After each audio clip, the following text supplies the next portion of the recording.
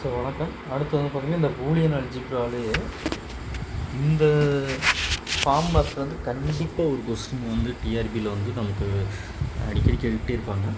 So அதை பார்க்கலாம். இது வந்து ஒரு நிறைய ஃபார்முலாஸ் வந்து இருக்குது.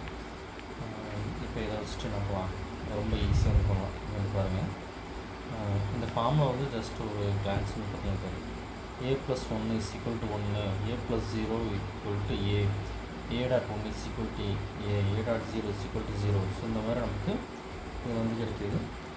நம்ம இந்த ஃபார்முலா மட்டும், இந்த எக்ஸ்ப்ரெஷன் மட்டும் நம்ம வந்து படிச்சுக்கணும், ஓகேங்களா? இதெல்லாம் நமக்கு தேவை கிடையாது. இந்த எக்ஸ்ப்ரெஷன்ஸ், இந்த இதை மட்டும் நம்ம என்ன பண்ணிக்கிறோம், நம்ம இதில் வந்து படிச்சுக்கிட்டோம்னா போதும். ஸோ இதை வந்து மனப்பாடம் பண்ணணுமா அப்படின்னு நீங்கள் கேட்டிங்கன்னா மனப்பாடம் பண்ண தேவையில்லை. ரொம்ப எளிமையாகவே வந்துட்டு அழகாக அண்டர்ஸ்டாண்ட் பண்ணிக்கலாம். ஸோ இப்போ இதில் எல்லாத்துலேயுமே வந்து பாருங்கள், ஏ மட்டும்தான் இருக்குது. அப்போ ஒரே ஒரு இன்புட்டு தான் இருக்குது, ஓகேங்களா? அந்த ஃபார்முலாவில் இப்போ ஒரே ஒரு இன்புட்டு தான். அப்போ அந்த ஒரு இன்புட்டுக்கு ஏங்கிற ஒரே ஒரு இன்புட்டு தான் இருக்குது. அதுக்கு நம்ம எந்த மாதிரி கண்டிஷன் கொடுக்கலாம் அப்படின்னா, ஒன்று ஏ இஸ் ஈக்குவல் டு 0 அல்லது ஏ இஸ் ஈக்குவல் டு 1. இது ரெண்டே தான் கொடுக்க முடியும். ஸோ இந்த ரெண்டு கண்டிஷனை கொடுத்து இது எப்படி வந்து இப்போ a+1 இஸ் ஈக்குவல் டு 1ங்கிறது எப்படி வந்துச்சு அப்படிங்கிறத நம்ம என்ன பண்ணலாம், அழகாக வந்து அண்டர்ஸ்டாண்ட் பண்ணிக்கலாம், ஓகேங்களா? இப்போ நீங்கள் அதை ஃபார்முலாவில் ஜஸ்ட்டு இப்போ ஏக்கு ஃபஸ்ட்டு என்ன பண்ணலாம், 0 கொடுக்கலாம்.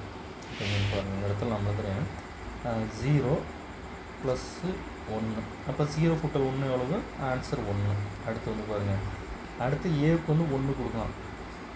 அப்போ 1 கூட்டல் 1 ஆன்சர் 1. அப்போ ஏக்கு 0 கொடுத்தாலும் ஆன்சர் 1 தான், ஏக்கு 1ன்னு கொடுத்தாலும் ஆன்சர் 1 தான். அதனால் a+1 இஸ் ஈக்குவல் டு 1. இதை நீங்கள் மனப்பாடம் பண்ண தேவையில்லை, ஜஸ்ட் அந்த இடத்துல சப்ஸ்டிட் பண்ணி பாருங்கள். ஏ இஸ் ஈக்குவல் டு 0ன்னு கொடுத்தோம்னா 1ன்னு கிடைக்கும், 1ன்னு கொடுத்தாலும் 1 தான் கிடைக்குது. அடுத்து a+0 is equal to a, ஓகேங்களா? இப்போ இது வந்து பாருங்கள், a+0 இதே வந்து pharma it is equal to என்னது, ஏன்னு கொடுத்துருக்காங்க. இப்போ ஃபஸ்ட்டு வந்து பாருங்கள், அப்போ ஏக்கு வந்து 0 கொடுக்கலாம் ஃபஸ்ட்டு. அப்போ 0 கூட்டல் 0 ஆன்சர் என்ன கிடைக்கும், நமக்கு 0ன்னு கிடைக்குது. அடுத்து வந்து பாருங்கள், ஏக்கு வந்து 1ன்னு கொடுக்கலாம். 1 கூட்டல் 0 ஆன்சர் என்ன கிடைக்குது, 1ன்னு கிடைக்குது. இப்போ இது வந்து ஏன்னு போட்டிருக்காங்க அப்படின்னா, இங்கே ஏக்கு என்ன இன்புட் கொடுக்குறோமோ அதே அவுட்புட்டு தான் கிடைக்குது. இங்கே அவுட்புட்டு அதே தான் கிடைக்குது. ஏக்கு 0ன்னு கொடுத்தா அவுட்புட்டு 0 கிடைக்கும், ஏக்கு 1ன்னு கொடுத்தோம்னா அவுட்புட்டு 1 கிடைக்கும். அதனால் a+0 இஸ் ஈக்குவல் டு ஏ அப்படின்னு கொடுக்குறாங்க, ஓகேங்களா? அடுத்து a.1 is equal to A. இங்கே பாருங்கள் formula, a.1 is equal to A. இப்போ அதே மாதிரி தான், இந்த ஏக்கு பதிலாக ஃபஸ்ட்டு வந்து 0 கொடுத்துருங்க. 0.1 ஆன்சர் அங்கே 0 மல்டிபிள் பண்ணால் 0. அடுத்து ஏக்கு 1 கொடுக்கலாம். அப்போ 1.1 ஆன்சர் எவ்வளவு, 1. அப்போ இங்கே வந்து பாருங்கள் ஏ. அப்போ இது அதேமாதிரி தான் வருது. ஏக்கு 0 கொடுத்தோம்னா அவுட்புட்டு 0 வருது, ஏக்கு 1ன்னு கொடுத்தோம்னா அவுட்புட்டு 1 வருது. அதனால் ஏ, அதாவது என்ன இன்புட் கொடுக்குறோமோ அதே அவுட்புட்டு வந்துடும் அப்படின்னா அந்த கண்டிஷன் நம்ம ஏன்னு கொடுத்துக்கலாம், ஓகேங்களா?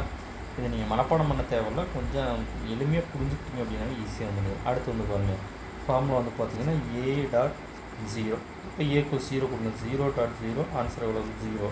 அடுத்து ஏக்கு 1 கொடுக்கலாம், 1.0 ஆன்சர் எவ்வளவு, 0. இப்போ இதில் வந்து பாருங்கள், ஏக்கு 0 கொடுக்குறோம், ஆன்சர் 0 கிடைக்குது. 1 கொடுத்தாலும் ஆன்சர் எவ்வளவு தான் கிடைக்குது, 0 தான் கிடைக்குது. அப்போ அதனால் நம்ம என்ன பண்ணலாம், a.0 இஸ் ஈக்குவல் டு 0, ஓகேங்களா? அடுத்து a+a is equal to a, ஓகேங்களா? a+a is equal to a.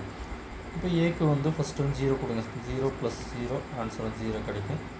1 + 1 answer 1 கிடைக்கும். அப்போ ஏக்கு என்ன கொடுக்குறோமோ அதே இன்புட் என்ன கொடுக்குறோமோ அதே தான் அவுட்புட்லேயும் கிடைக்குது. அப்போ a+a is equal to a. அடுத்து a.a is equal to a. இது வருங்க, a.a ஈக்குவல் டு என்ன கிடைக்கும் நமக்கு, a. அப்போ 0.0 is equal to 0, 1.1 equal to 1. ஏக்கு 0 கொடுத்தோம்னா ஆன்சர் 0 கிடைக்குது, 1 கொடுத்தோம்னா 1 தான் கிடைக்குது. அப்போ a.a is equal to a, அதை அப்படியே கிடச்சிடும். அடுத்து not a equal to a, அதாவது இது என்ன, அப்படி இதை இன்னொன்று எப்படி எடுக்கிறோம் அப்படின்னா a" அப்படின்னு எழுதலாம், ஓகேங்களா? a" இஸ் ஈக்குவல் டு ஏன்னு கிடைக்கும். இப்போ ஃபஸ்ட்டு வந்து a இஸ் ஈக்குவல் டு 0ன்னு வச்சுக்கோங்க. அப்போ இதை வந்து எடுத்துக்கலாம், ஏக்கு பதிலாக 0 போட்டிங்கன்னா 0" இப்படி போடலாமா? ஃபஸ்ட்டு இந்த 0 பார் இருக்குல்ல, 0 பார் வந்து 1 ஈக்குவல் டு இந்த 0 பார் 1, அப்போ 1 பார் வந்துடுது. அப்போ 1 பார் வந்து என்னது 0ன்னு வந்துடுது. அடுத்து 1 டபுள் பார், ஏக்கு 1 கொடுத்தோம்னா 1 டபுள் பார், அப்போ 1 பார் வந்து 0, அப்போ 0 பார் வந்து, அப்போ 0 பார் வந்து 1. அப்போ ஏக்கு வந்து ஃபஸ்ட்டு 0 கொடுத்தோம்னா ஆன்சர் 0, 1 கொடுத்தோம்னா 1. அதுதான் வந்து இந்த கண்டிஷன். அடுத்து a + a bar is equal to 1. a + a bar equal to 1. ஏக்கு 0 கொடுங்க. அப்போ 0 + 0 பார் ஈக்குவல் டு எப்படி கிடைக்கும்? அப்போ 0 + 0 பார் அப்படின்னா 1, நாட் கேட் கண்டிஷன் இது. அப்போ 0 + 1 1. அடுத்து ஏக்கு வந்து என்ன பண்ணுறோம்? 1 1 + 1 பார். அப்போ 1 + 1 பார் வந்து 0, அப்போ என்ன 1. அப்போ a + a bar is equal to 1. நீங்கள் இந்த மாதிரி ஆவத்தில் வச்சிங்கன்னா தான் நம்ம எழுத முடியும், கரெக்டான ஆன்சர் கொடுக்க முடியும். பார்க்குறதுக்கு ரொம்ப சிம்பிளாக இருக்கும், மாப்படம் பண்ணிங்கன்னா கண்டிப்பாக நம்ம எழுத முடியாது, ஆன்சர் எழுதவே முடியாது, தப்பாக தான் எழுதுவோம். அடுத்து a.a bar equal to 0. a.a bar is equal to 0. இப்போ ஃபஸ்ட்டு வந்து ஏக்கு 0 கொடுங்க. 0.0 பார் ஆன்சர் அடுத்து 0.1 ஆன்சர் 0 கிடைக்கும். அடுத்து ஏக்கு வந்து 1 கொடுத்துடலாம். அப்போ 1.1 பார், அப்போ 1.1 பார் வந்து 0, அப்போ 1 × 0 0. ஓகேங்களா? அடுத்து இது வந்து நம்ம காம்படேட்டிவில் a + b = b + c. இது வந்து என்ன கிடைக்கும்? a + bன்னு கொடுத்தீங்கன்னா b + a ஒன்றா தான் கிடைக்கும். இப்போ இதில் 2 இன்புட் வருது. அப்போ நம்ம என்ன கொடுக்கலாம்? நீங்கள் வந்துட்டு அந்த கண்டிஷன்ஸ் கொடுத்தீங்கன்னா நம்ம அதே தான் வரும். இப்போ ஏக்கு வந்து 0, சும்மா ஒரே ஒரு கண்டிஷன் மட்டும் பார்ப்போம். ஏக்கு 0ன்னு கொடுக்கலாம், பிக்கு 1ன்னு கொடுத்தீங்கன்னு வச்சுக்கோங்க. அப்போ 0 + 1 ஈக்குவல் டு b 1 + 0. அப்போ ஆன்சர் 1 = 1. அதுதான் அந்த வருது. அதேமாதிரி கம்யூட்டேட்டிவ் மல்டிப்ளிகேஷன் a.b = b.a. இதெல்லாம் கம்யூட்டேட்டிவ், அதில் வந்துடும். அடுத்து டி மார்கன்ஸ் தியரம். ஓகேங்களா? டி மார்கன்ஸ் தியரம் இது வந்து பார்த்திங்கன்னா ரொம்ப ரொம்ப முக்கியமான கொஸ்டின். இது வந்து டைரெக்டாக டி மார்க்கின் தியரமே வந்து கேட்டிருக்காங்க. அதனால் வந்துட்டு ரொம்ப முக்கியமானது, ரொம்ப எளிமையானது கூட. ஈஸியாக வந்து இது வந்து கொஞ்சம் அண்டர்ஸ்டாண்ட் பண்ணிட்டீங்கன்னா அழகாக எழுதலாம். இப்போ ஃபஸ்ட்டு இது வந்து நம்ம எப்படி எழுதலாம் அப்படின்னா, எப்படி ஆஃப் வச்சுக்கலாம்னா, டி மார்க்கோட ஃபஸ்ட்டு தியரம். இப்போ நமக்கு வந்துட்டு இந்த லாஜிக் கேட்டை பொறுத்த வரைக்கும் என்ன அப்படின்னா, நமக்கு ஒன்று அடிஷன், ஒன்று வந்து மல்டிப்ளிகேஷன் தான் நமக்கு இருக்குது நமக்கு. இப்போ வந்து பாருங்கள், இப்போ ஃபஸ்ட்டு தியரம் அழகாக எழுதலாம். a + b. ஓகேங்களா? a + b போட்டாங்க. இதுதான் ஃபஸ்ட்டு தியரம். போட்டுட்டு மேலே ஃபுல்லாக ஒரு கோடு போட்டுருங்க.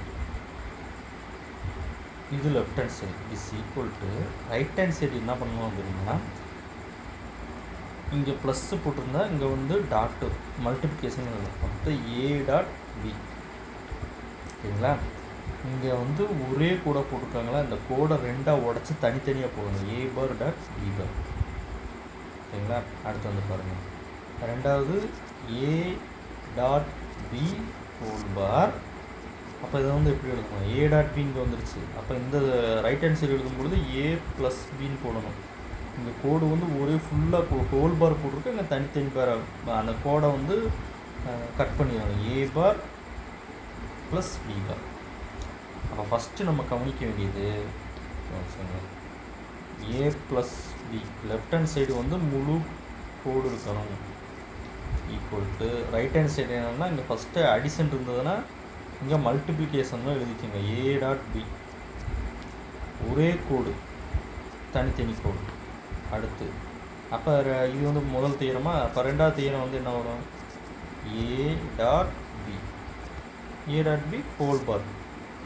அப்போ என்ன பண்ணணும்? இங்கே வந்து மல்டிபிள் வந்துருச்சு. அப்போ இங்கே என்ன பண்ணணும்? a + b ஒரே கோடை தனித்தனியாக போடுங்க. a பார் + b பார். ஓகேங்களா? முக்கியமானது, கண்டிப்பாக இதிலிருந்து ஒரு கொஸ்டின்ஸ் கண்டிப்பாக ஒன்று வரும். நல்லா ஞாபகத்தில் வச்சுக்கோங்க. அழகாக வந்து எழுதிடலாம். அண்டர்ஸ்டாண்ட் பண்ணிட்டீங்கன்னா சூப்பராக எழுதலாம். ஓகேங்களா? தேங்க்யூ.